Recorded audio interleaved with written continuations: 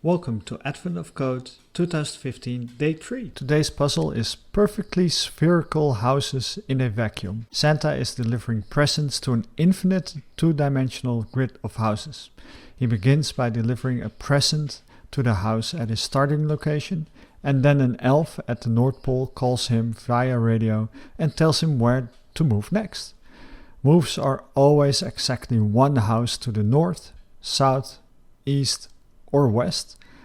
After each move, he delivers another present to the house at his new location. However, the elf back at the North Pole has had a little too much eggnog, and his directions are a little off, and Santa ends up visiting some houses more than once. How many houses receive at least one present? That's a nice puzzle.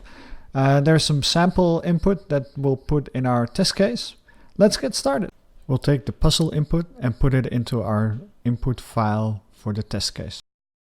As we get only one line of input for our puzzle, we need to split that up into separate characters. We can use the arrays2list and then split the input string using the split function.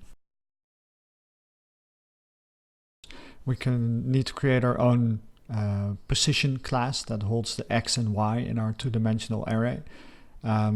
This gives us a chance to use some Lombok features, which will save a lot of boilerplate code. We can use the addAllArgs constructor to just create a constructor that takes all the fields of the class as arguments. We'll give it a toString in case we want to print it, and we'll just print every variable. Most importantly, we'll give the @equals and hash code annotation. This will make it that we can use the class or the objects in a list and just substitute it each time. Let's create a map with locations to keep track, and we'll give it an integer as to see how many packages were delivered there.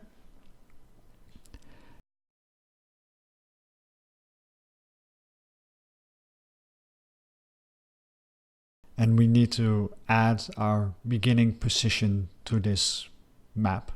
So we can just do a new position with coordinate 0, 0 and just give it 1 for one present. Now let's create a function that performs all the steps that we need to do. We'll just give it the list of tokens that we've taken from the string. From this function, we'll just return a map with locations and packages, which basically is the same as the locations map that we already created. Let's create x and y starting at 0, and then for each of the steps, we'll create a switch statement that looks at the character and then determines if it should increase or decrease the x and y values. We'll create a new position on x and y. We'll retrieve the position from our current locations map to get the current value. And then we'll add the position back to the map. We'll use a tertiary comparison where we look at the nullness of current value. And if it's null, we'll return 1, and else we'll just increase the current value at that position. This last part of code is actually at the wrong position. It needs to go into the for loop, of course, so let's move it there. All that's left is to return the locations map. Now we need to take the result of the function and add all the entries from the map from the function into the locations map within part 1. We can use putAll for this. The last step is to actually return the puzzle outcome, which is the size of the locations map at this point, which will indicate how many houses got at least one present. And we're all done.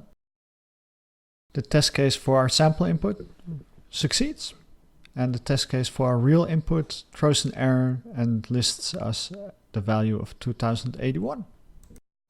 Let's fill it in the website and see if we are right. Woohoo!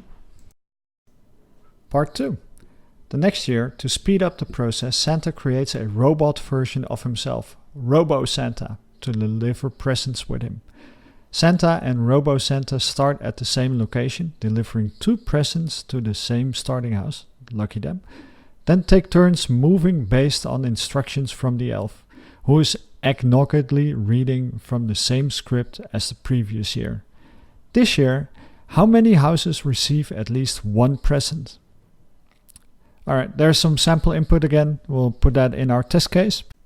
We'll start our function with the same statements as before. We'll split the string, create individual characters, and then create a location map in which we put our starting location with the value 1. And then we'll use some stream magic to actually split up our tokens between Robot Santa and Santa itself. We'll use an IntStream, which creates a list of integers from 0 to the length of the token list.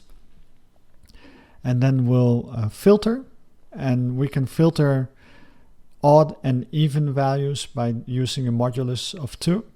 So if it returns 0, it will be an even number. If it returns 1, it will be an uneven number. And so we can split Robot Santa and Santa. Then we'll use map to object to retrieve the value from the token array. So we'll use tokens_get, which is a function reference. And using that value, we'll collect it into a list that is returned. So we'll get a list of only the steps that Santa will need to take. And from this, we can just copy it and start creating the Robot Santa instructions. The only difference here really is that Santa gets the even ones and Robot Santa gets the uneven ones. So we have two lists.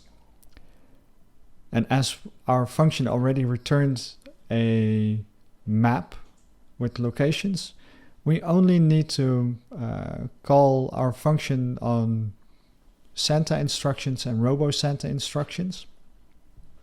And each time use locations.putAll to put the results of that function into the map.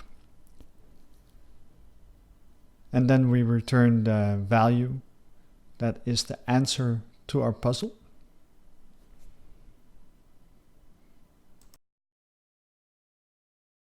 And when we run the test case, we will get an answer to the last part of our puzzle. Let's grab it and let's check the value on the website. It's right. There you go. See you at puzzle 4.